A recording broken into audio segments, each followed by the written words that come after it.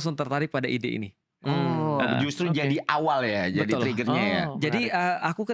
aku sempat ateis, dan mungkin aku udah pernah banyak cerita ya dengan orang-orang ataupun di podcast yang lain. Dan ketika aku ateis itu ada satu hal yang paling aku nggak suka dengan agama, yaitu adalah agama itu kayak cuma religi doang, dan akhirnya membuat orang tuh jadi males. Artinya menurutku ya, aku nggak pernah lihat ada orang beragama dan dia produktif. Oke. Mohon maaf aja pada saat itu ya. Ya. Aku nggak pernah ngeliat ada orang yang semakin beragama lantas dia semakin menguasai tentang kehidupan. Itu aku nggak pernah lihat. Artinya zaman sekarang juga sama sih. Aku juga sedikit melihat yang kayak gitu ya. Nah, artinya aku melihat kayak agama ini untuk apa kalau gitu sebenarnya. Karena kalau misalnya kita berbicara tentang, ya lu bisa ngomong tentang dalil, lu bisa jadi hafal dengan Al-Quran, tapi kan sebenarnya hidupmu kan tidak ditandai dengan itu.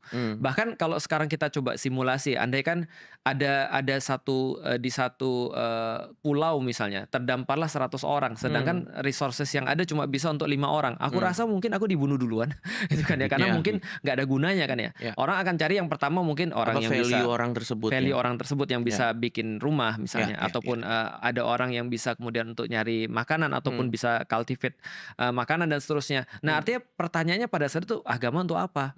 Gitu maksudnya. Nah, tapi ketika aku kemudian mencari agama, setelah meninggalkan agama lalu aku coba mencari jawaban-jawaban itu, aku mentok pada satu titik. Satu titik itu apa?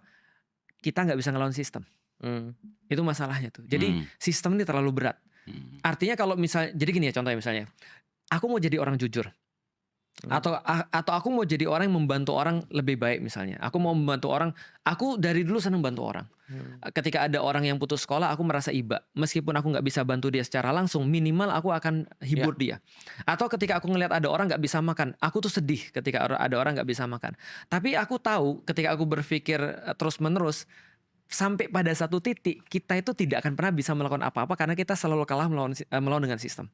Artinya kalau aku nolong orang satu persatu, sistem menciptakan orang-orang miskin dan orang-orang susah dan orang-orang bodoh secara kemudian masif dan kemudian sistematis dan teratur. Sehingga kita tidak akan bisa menolong semua orang pada akhirnya. Kita nggak akan pernah bisa jadi orang baik, atau kita nggak akan bisa pernah menyelesaikan seluruh permasalahan ini. Nah, ketika aku tahu permasalahan itu ada pada sistem,